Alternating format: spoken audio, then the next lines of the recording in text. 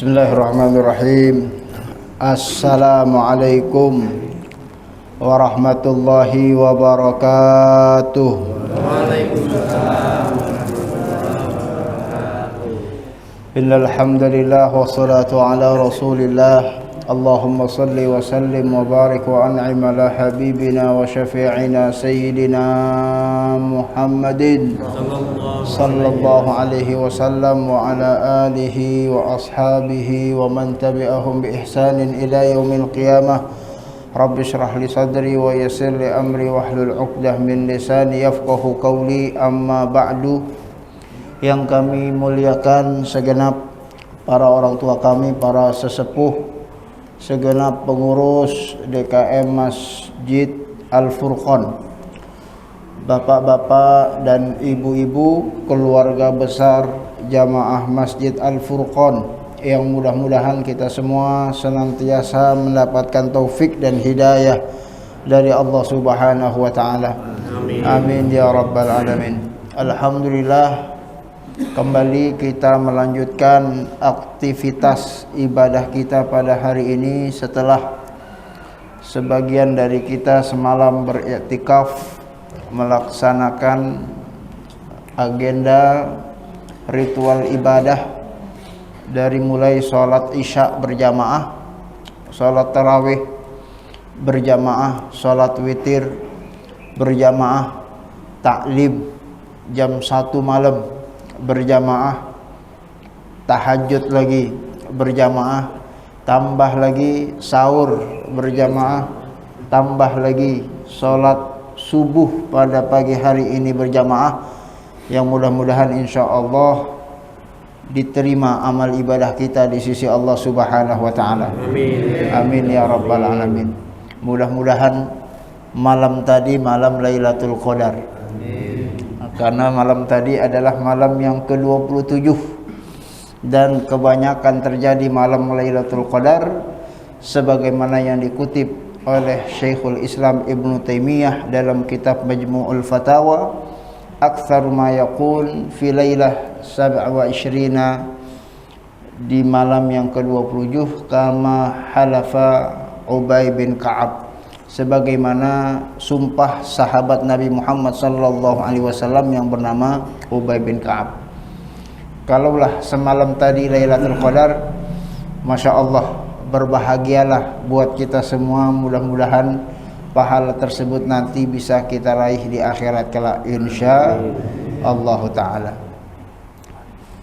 Namun mengingat Imam Al-Ghazali pernah menyampaikan rumusan, kalau puasanya dimulai hari Rabu, kan saudara kita ada yang puasanya hari Rabu, maka Lailatul Qadarnya dipastikan malam 29. Ya, jadi yang semalam sudah iktikaf lagi malam 29. Kapan 29? Karena ngitungnya dari Rabu, berarti 29 dimundurin 1 hari, berarti nanti malam. Yang hitungan hari Kamis malam 28, nanti malam itu malam 29 bagi yang puasanya hari Rabu.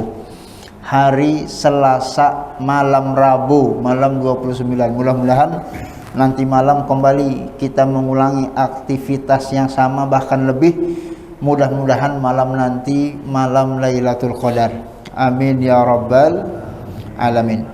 Jamaah sekalian rahimakumullah, semalam kita sudah bahas sekilas info mengenai tentang fikih seputar hari raya Idul Fitri. Ada sunnah-sunnah yang perlu Bapak Ibu lakukan menjelang dan saat hari raya nanti. Maka mudah-mudahan sunnah-sunnah tersebut bisa kita upayakan sehingga Lebaran tahun ini berkesesuaian dengan tuntunan baginda Nabi besar Muhammad sallallahu alaihi wasallam. Termasuk pada saat misalnya terjadi hari raya bertepatan dengan hari Jumat, bagi bapak-bapak mengenai tentang pelaksanaan sholat Jumatnya, wajib apa enggak? Ya, nanti silahkan disesuaikan dengan informasi yang sudah disampaikan. Ya, mudah-mudahan Allah menerima amal ibadah kita semua. Amin ya rabbal alamin. Baik, jamaah sekalian, kita ingin bahas informasi yang terkait dengan amalan ringan berpahala besar. Ya, ini enak banget nih, amalannya ringan tapi pahalanya besar. Ya, jamaah sekalian rahimakumullah, adakah di antara kita yang sanggup sholat tarawih dari ba'da isya sampai menjelang subuh? Ada Pak? Ada? Iya, jangankan sampai subuh, lewat jam 9 aja udah gerendengan, kelamaan misalnya. Ya, makanya model ibadah kita kan campur-campur, enggak tarawih sepanjang malam. Ya, dicampur sama ada taklimnya. Kalau taklim kan modalnya dikit Pak ya. Ya, ustadznya doang yang ngomong, bapak kan tinggal nyender, tinggal selonjoran, tinggal dengerin. Yang ngantuk-ngantuk, yang buka HP. Ya, tapi kan bernilai ibadah di sisi Allah Subhanahu wa ta'ala. Ya, enggak semua kita sanggup sholat tahajud semalaman suntuk. Tapi maukah kita dapatkan pahala sholat tahajud semalaman suntuk? Ya, tapi amal ibadahnya tidak semalaman suntuk. Paling 5 menit, 10 menit, tapi Allah kasih pahala sholat semalaman suntuk. Mau nggak kira-kira? Ya, kalau nggak mau saya pulang.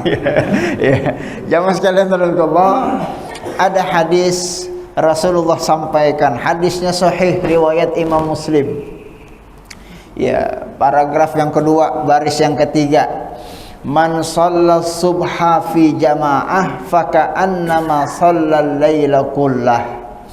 Rasulullah bersabda, siapa yang berkenan sholat subuh berjamaah, itu seolah-olah dia telah sholat semalaman suntuk, kata Rasulullah sallallahu alaihi wasallam. Hadisnya sahih. Ya, sholat subuh berjamaah. Hari ini sholat apa ini Pak? Sholat subuh berjamaah. Alhamdulillah, jamaah yang hari ini sholat subuh insya Allah dapat pahala full sholat malam semalaman suntuk.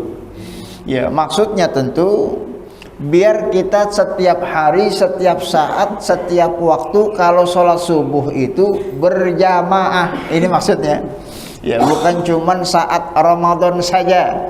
Sehingga insya Allah mudah-mudahan kalau itu bisa kita upayakan, masjid-masjid yang ada di sekitaran kita akan penuh membludak dengan jamaah kaum muslimin, karena mereka sholatnya berbondong-bondong secara berjamaah sesuai dengan informasi janji dari baginda Nabi besar Muhammad sallallahu alaihi wasallam. Kenapa ini perlu diupayakan? Tadi karena kita nggak sanggup sholat semalaman suntuk, tapi Allah berikan pahala yang sama, nggak ada yang kurang kalau kita berkenan sholat berjamaah semalaman suntuk. Ya, maka mudah-mudahan ini bisa kita upayakan setiap hari, sehingga setiap hari itu Allah berikan pahala yang melimpah ruah insya Allah ta'ala. Jamaah sekalian rahimakumullah, selain itu Rasulullah sallallahu alaihi wasallam juga menyampaikan dalam satu hadis riwayat Imam Nasai, ini sama hadisnya, hadis sahih. Rasulullah bersabda, man kana fil masjid yantadhirus shalah fahuwa fis shalah. Ya, jamaah sekalian, Rasulullah pernah sampaikan, kalau kita datang ke masjid nungguin sholat, itu orang sudah dicatat pahalanya seperti dia sudah mulai melaksanakan ibadah sholat. Ya, Bapak Ibu pernah nungguin sholat, datang ke masjid belum qomat, Ya, apalagi komat di masjid kita ini habis azan itu 15 menit. Ya, betul Bapak Ibu ya? Ya, Bapak Ibu nungguin komat 15 menit nggak ngapa-ngapain. Asalkan datangnya memang lagi nungguin komat, Allah kasih pahala, argo sholatnya udah jalan. Ya, kalau kita datang 30 menit sebelum azan, ngapain? Ya, nungguin azan, berarti nungguin sholat 15 menit itu, 30 menit itu, masa kita menunggu, itu bukan sembarangan menunggu, itu sudah dipencet tombol argo pahala sholatnya lantaran kita datang nungguin sholat. Ya, maka ini artinya bahwa ya amat sangat disarankan kita datang ke masjid itu sebelum waktu azan berkumandang, biar kita nggak bosan-bosan datang ke masjid walaupun qomatnya lama. Semakin lama kita nungguin, semakin banyak pahalanya yang akan Allah berikan. Nggak ngapa-ngapain, tapi dianggap sama Allah sudah melaksanakan ibadah sholat. Ya, syukur-syukur qomatnya lama. Ya, alhamdulillah kalau masjid kita qomatnya lama, ini insya Allah semakin banyak pahala jamaah yang sholat di masjid kita, insya Allah ta'ala. Jamaah sekalian dari Allah, selain itu Rasulullah juga pernah menyampaikan, hendaklah kita sebelum melaksanakan sholat subuh jangan pernah tinggal sholat sunnah 2 rakaat sebelum subuh. Ya, ini 2 rakaat sebelum subuh bukan sembarangan 2 rakaat. Rasulullah menyampaikan, hadisnya sahih riwayat Imam Muslim, rakaatul fajri khairun minad dunya wa ma fiha. Bapak Ibu, sholat 2 rakaat sebelum subuh itu mau dibanding-bandingkan dengan harta yang kita miliki saat ini, semua aset kita digabungin, semuanya dikumpulin, itu nggak ada apa-apanya dibandingkan dengan pahala yang akan Allah berikan nanti di akhirat bagi jamaah kita yang berkenan sholat sunnah 2 rakaat sebelum subuh. Ya, makanya jangan sampai kita meninggalkan sholat subuh qabliyah 2 rakaat. Iya, makanya dalam bab fikih sampai kalaulah ada di antara jamaah kita misalnya datang ke masjid, ternyata masjidnya udah keburu qomat, itu jamaah belum sholat sunnah qabliyah, itu secara fikih bahkan boleh nanti selesai subuh dia sholat, assalamualaikum, silahkan sholat lagi 2 rakaat. Sholatnya sholat apa? Bukan sholat ba'diyah, karena sholat subuh nggak ada ba'diyahnya, tapi sholat qobliyah subuh yang pahalanya lebih berharga dibandingkan dengan dunia dan segala isinya, tapi lantaran dia laksanakan setelah subuh, itu namanya qadha sholat qobliyah subuh, dan itu dibolehkan dalam fikih Islam dan dicontohkan oleh baginda Nabi besar Muhammad sallallahu alaihi wasallam. Ada keterangannya dalam kitab-kitab fikih kalau suatu saat nanti mau kita bahas secara lebih mendalam. Itu artinya saking jangan sampai beri kesempatan diri kita kehilangan kesempatan untuk mendapatkan pahala yang amat sangat luar biasa yang dijanjikan oleh Allah sesuai dengan informasi baginda Nabi Muhammad sallallahu alaihi wasallam. Mudah-mudahan jamaah Masjid Al-Furqan senantiasa mendawamkan amal ibadah tersebut. Amin ya rabbal alamin. Sederhana sholatnya, cuman 2 rakaat, tapi pahalanya khairun minad dunya wa ma fiha. Jamaah sekalian rahimakumullah, apalagi kalau kita sudah melaksanakan sholatnya qabliyahnya, lalu kemudian kita laksanakan berjamaahnya di masjid bersama imam, bersama kaum muslimin, lalu kemudian kita tidak segera pulang ke rumah masing-masing, duduk zikir bermunajat kepada Allah sampai dengan matahari terbit, lalu kemudian setelah itu kita sholat 2 rakaat yang kita kenal dengan sholat syuruk. Ya, ini ada jemaah kita yang terbiasa melakukan sholat syuruk. Ya, ini alhamdulillah. Ya, kita udah qobliyah tadi, sudah berjamaah subuhnya, duduk di majelis-majelis ilmu. Majelis ilmu termasuk majelis zikir, sebagai pengganti kita baca Quran, pengganti bertasbih, bertakbir, bertahlil, bertahmid, berselawat. Kita dengarkan apa yang Rasulullah sabdakan dan dijelaskan oleh para ulama di dalam kitab-kitab hadis. Insya Allah kalau kegiatan ini sampai syuruk ya Pak Haji? Ya, jam berapa syuruk kita? Jam 6 kurang 15 sampai syuruk. Nanti kalau udah syuruk, mataharinya udah nongol, Bapak Ibu berkenan sholat 2 rakaat, namanya sholat sunnah syuruk. Kata Rasulullah sallallahu alaihi wasallam, kanat lahu ka ajri umrah wa hajjin. Itu dia dapat pahala, Allah kasih pahala haji, Allah kasih pahala umrah. Wa qala Rasulullah sallallahu alaihi wasallam, kemudian Rasulullah tegaskan, tamah, sempurna pahalanya, tamah, enggak ada yang dikurang-kurangi pahalanya, tamah, persis seperti itu orang pergi haji, pergi umrah. Ya, ini Masya Allah, Masya Allah.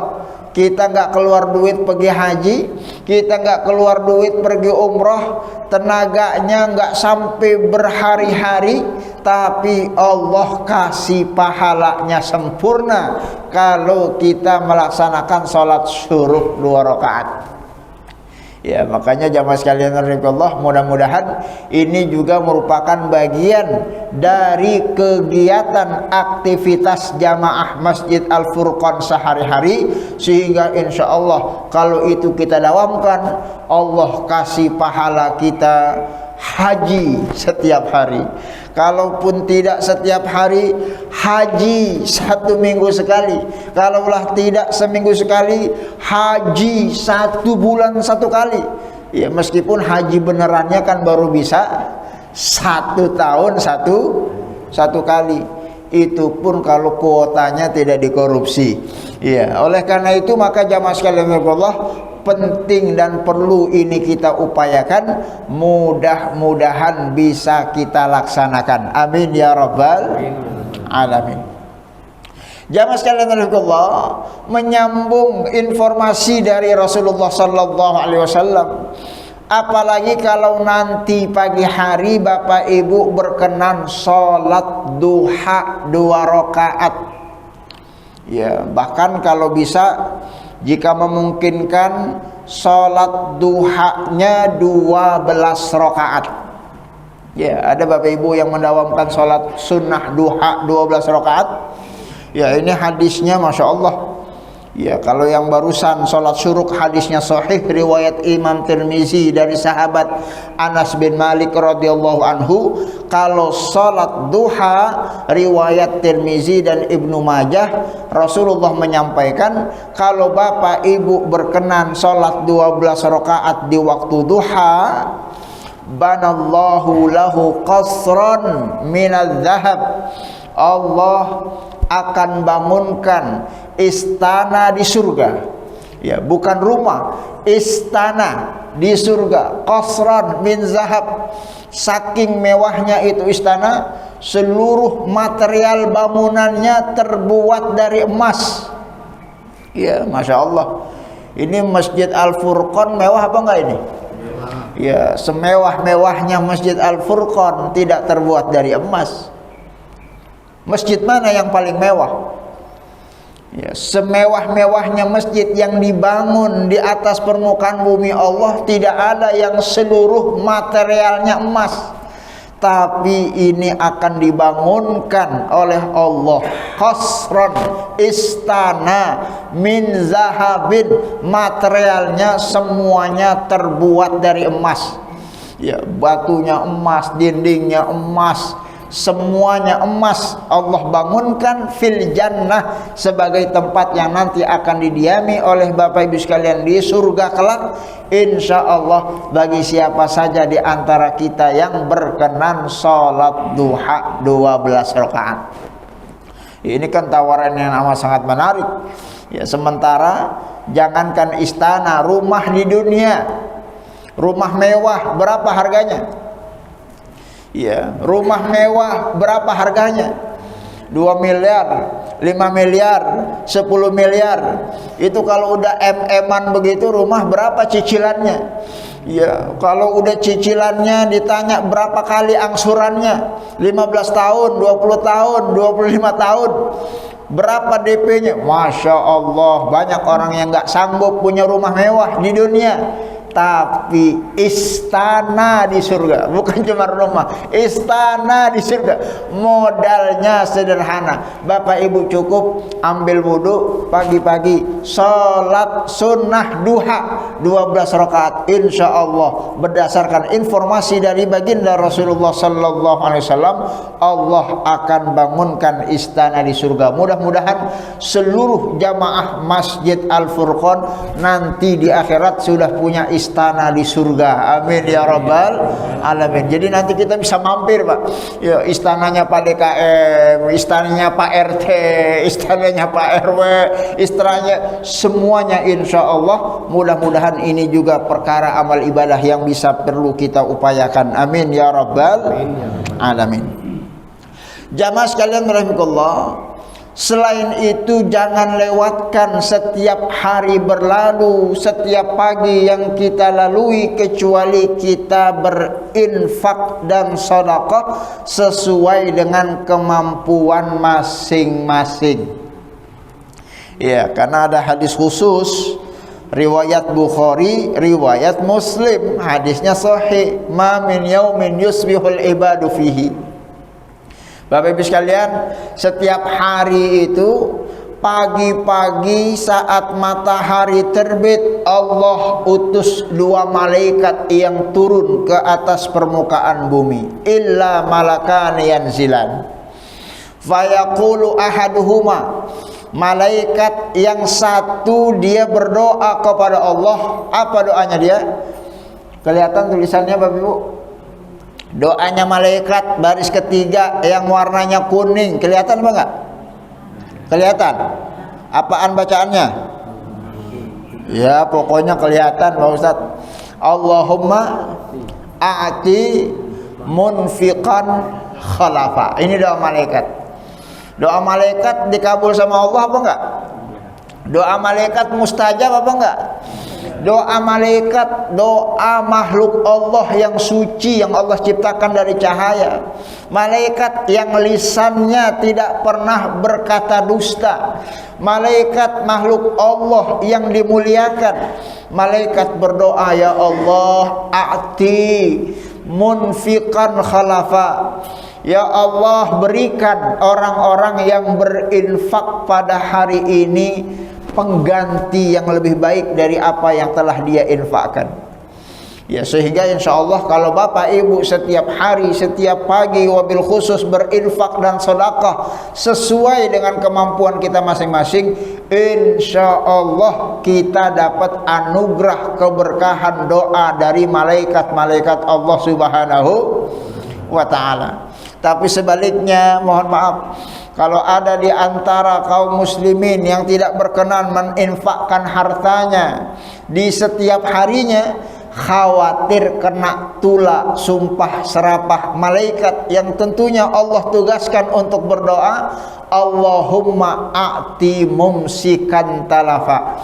Kata malaikat yang satu, ya Allah, berikanlah kehancuran, kebinasaan, talafa, mumsikan, bagi orang-orang yang tidak mau berderma, bagi orang-orang yang tidak mau bersedekah.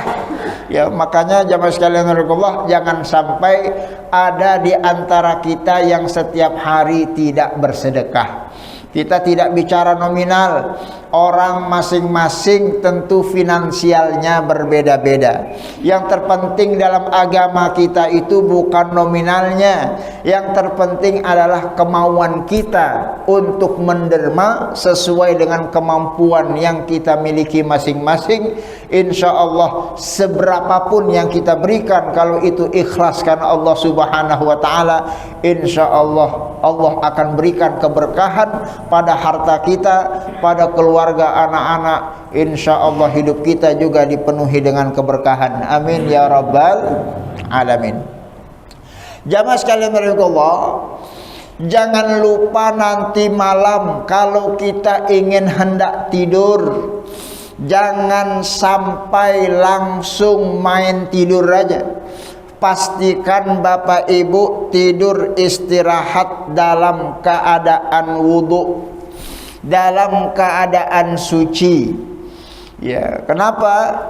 Sebab kalau orang tidur dalam keadaan punya wudhu, dalam keadaan suci, ya, kata baginda Rasulullah sallallahu alaihi wasallam, man bata tahiran bata fi syi'arihi malak. Itu nanti ya di atas kasur tempat tidur, kamar tidur kita itu Allah utus malaikat yang ikut nemenin kita. Ngapain nemenin kita? Ngapain itu malaikat nemenin kita? Ya, bukan ikutan tidur dia. Karena malaikat tidak tidur. Malaikat tidak sama dengan manusia. Saat Allah utus malaikat untuk nemenin tidur, kitanya tidur, itu malaikat menjaga. Ya, sehingga akan terhindar dari sesuatu yang membahayakan pada orang yang bersangkutan karena ada malaikat Allah yang menjaganya. Kenapa dijaga? Karena ini hamba Allah tidur dalam keadaan suci. Bahkan kata Rasulullah sallallahu alaihi wasallam, man yastaiqis, ya, falam yastaiqis illa qalal malak. Nanti Bapak Ibu, kalau tidurnya punya wudhu dalam keadaan suci, ya, saat kita terbangun di subuh pagi hari, malaikat udah berdoa buat kita. Apa kata malaikat? Allahumma gfir li abdika fulan. Kata malaikat, ini malaikat yang tadi nemenin, yang tadi jagain, minta sama Allah, ya Allah, ampuni hambamu ini, ampuni si fulan yang barusan tidur tadi, ya Allah, ampuni dia, fa innahu bata tahiran, sebab itu hamba tidur dalam keadaan suci. Sehingga ya mas kalian, pada saat kita bangun tidur, dosa kita dimintakan ampun sama malaikat, doanya malaikat mustajab. Insya Allah dosa-dosa kita diampuni sama Allah Subhanahu wa ta'ala, sehingga kita hidup pagi hari tanpa dosa, tanpa beban, sehingga ringan kita menapaki kehidupan, sehingga mudah-mudahan insya Allah hidup kita diberkahi oleh Allah Subhanahu wa ta'ala. Amin ya rabbal alamin. Jamaah sekalian Allah, jangan lupa juga pada saat kita tidur niat untuk bangun malam salat tahajud. Semalam kita tidur niat ya? Niat untuk bangun malam salat tahajud. Ya, ini niat, ya Allah, entar malam saya pengen bangun jam 2. Ya Allah, entar malam saya pengen bangun jam 3. Ya, meskipun kadang, meskipun sudah niat, nggak jadi bangun jam 2, nggak jadi bangun jam 3. Yang penting niat aja dulu. Ya, kenapa demikian? Karena ada informasi dari baginda Rasulullah. Hadis riwayat Imam Nasai nomor 1784. Man imri'in takunu lahu shalah bilailin fa ghalaba alaihi naum. Kalau ada di antara jamaah Masjid Al-Furqan yang kalau tidur niat nanti pengen bangun malam, Ternyata nggak bisa bangun malam. Faghalaba alaiha naumun, matanya terlalu ngantuk sehingga nggak bisa bangun, terlalu capek, terlalu letih sehingga kebablasan, nggak jadi bangun malam. Maka kata Rasulullah, ketahuilah illa kataballahu lahu ajru salatihi, niatnya dia untuk bangun malam sudah dicatat pahalanya sama Allah Subhanahu wa taala. Jadi kalau Bapak Ibu sebelum tidur niat pengen bangun jam 2, meskipun bangunnya nggak jadi jam 2, itu bangun jam 2 kita sholat niat malam itu sudah dicatat pahalanya sama Allah Subhanahu wa taala. Kalau kita niatnya bangun jam 3, bangunnya nggak jadi jam 3, bangunnya menjelang adzan subuh, sholat malamnya nggak jadi, tapi pahala bangun malam jam 3 itu sudah dicatat pahalanya sama Allah Subhanahu wa taala. Wa kana taumuhu sadaqah alaihi, lakan dia tidur, lakan dia nggak sholat tahajud. Kata Nabi Muhammad sallallahu alaihi wasallam, adapun tidurnya jamaah tadi yang sudah niat sholat tahajud itu lebih kepada sedekahnya Allah kepada orang yang bersangkutan. Ya, Masya Allah, ini Allah kita Tuhan yang maha pengasih lagi maha penyayang. Saking sayangnya sama kita jamaah Masjid Al-Furqan umatnya Nabi Muhammad, ada jamaah yang pengen bangun sholat tahajud nggak dibangunin sama Allah. Malaikat jangan bangunin itu jamaah, biarin dia istirahat, dia capek kerja seharian, ngurus keluarga, ngurus masjid, ngurus umat, biarin tetap istirahat, jangan dibangunin. Tulis aja, catat pahalanya berdasarkan apa yang diniatkan. Allah bersedekah ke pahala kepada yang bersangkutan. Begitulah yang disampaikan oleh baginda Nabi besar Muhammad sallallahu alaihi wasallam. Makanya dalam bab kitab-kitab fikih disebutkan, yang paling atas saya kutipkan, wa yustahabbu ayyanwiya syakhsul qiyam indan naumi, sunnah hukumnya bagi seseorang yang hendak ingin tidur niat dalam hatinya untuk sholat tahajud. Urusan bangun atau tidak itu tergantung nanti, yang penting niat. Dalam agama kita yang namanya niat, innamal a'malu binniyat wa innamal likulli imri'in ma nawa. Orang yang sudah berniat insyaallah sudah diberikan pahalanya oleh Allah Subhanahu wa taala. Mudah-mudahan kita semua dapat pahala cuma-cuma hanya karena niat kita, insyaallah taala. Baik jamaah sekalian rahimakumullah, sepertinya sudah masuk waktu syuruk. Belum? Oh, 5:57 belum. Berarti saya lanjutkan hadisnya, informasi mengenai tentang ibadah yang ringan tidak sebanding dengan pahala besar yang Allah janjikan kepada siapa saja yang melakukannya. Ya, termasuk jamaah sekalian cara melipat gandakan pahala. Ya, Bapak Ibu sekalian, jangan lupa ya, mengajak orang lain untuk melakukan amal ibadah yang kita lakukan. Ya, ini Bapak Ibu, kalau kita sholatnya cuman sendirian, pahalanya sendiri. Ya, tapi kalau ada berkenan Bapak Ibu yang hari ini ngajak istrinya, istrinya dapat pahala, suaminya dapat pahala istrinya, jadi double 2 pahalanya. Kalau ada di antara kita yang hari ini ngajak anaknya 3, anaknya 5, diajak semuanya ke masjid, itu bapaknya bukan cuma dapat pahala sendirian dia sholat subuh berjamaah, tapi dapat pahala 3, 5 anaknya yang dia ajak ke masjid. Begitu informasi dari baginda Rasulullah sallallahu alaihi wasallam, man dalla ala khairin falahu ajruha wa ajru man amila biha. Siapa saja yang mengajak orang lain untuk melakukan kebaikan apapun bentuknya, maka yang melakukan itu dapat pahala, yang ngajak juga dapat pahala duna ayan qusamin ujurihim syai', tanpa dikurangi sedikit pun pahalanya, kata baginda Rasulullah sallallahu alaihi wasallam. Ya, dalam redaksi lain Imam Muslim meriwayatkan sabda Rasulullah, man da'a ila huda kana lahu minal ajri mithlu ujuri man tabi'ahu la yanqusu dzalika min ujurihim syai'a.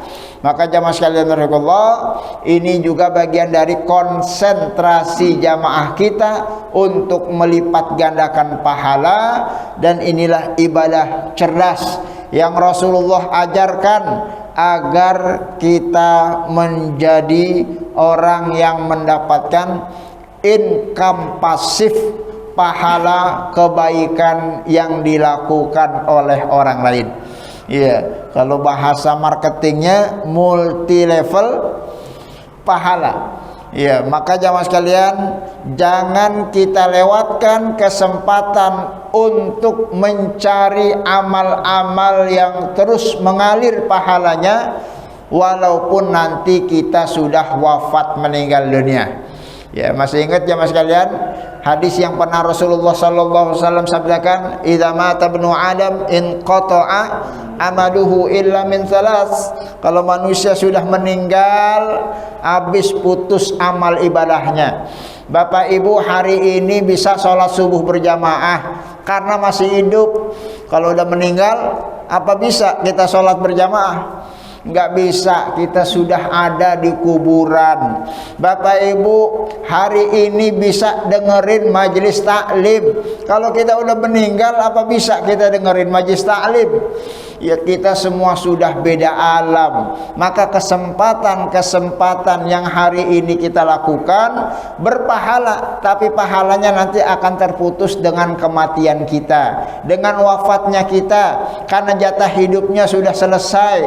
Tapi Rasulullah memberikan informasi, ada kesempatan kalau Bapak Ibu udah meninggal tapi tetap dapat pahalanya ngalir sampai hari kiamat. Apa itu? Sedekah jariyah. Ya, sedekah jariyah. Sedekah yang orangnya mati pahalanya masih terus ngalir. Sedekah jariyah. Ini yang wakaf Masjid Al-Furqan masih hidup apa udah meninggal? Udah meninggal. Orangnya udah meninggal, pahala sholat subuh berjamaah dia dapat karena ini masjid wakafnya dia. Pahala kita datang ke majelis taklim pagi hari ini dia dapat karena ini masjid fasilitas wasilah dia. Begitu Rasulullah sallallahu alaihi wasallam sampaikan. Ya, maka bagi kita yang belum punya amal-amal jariah, segera cari amal-amal jariah. Yang punya tanah, wakafkan bangun masjid. Yang sudah punya masjid, cari bikin rumah-rumah tahfiz, pondok-pondok pesantren, apapun bentuknya. Nggak bisa sendirian, kita bisa patungan. Nggak bisa patungan, kita cari komunitas kaum muslimin yang sama-sama ingin melakukan kebajikan-kebajikan, yang kebajikannya itu nanti terus mengalir pahalanya. Mudah-mudahan itu bisa juga kita upayakan. Amin ya rabbal alamin. Jangan lupa jamaah sekalian, termasuk juga amal jariah, mendidik putra putri kita biar jadi orang, mendidik anak-anak kita biar jadi anak yang soleh dan solehah.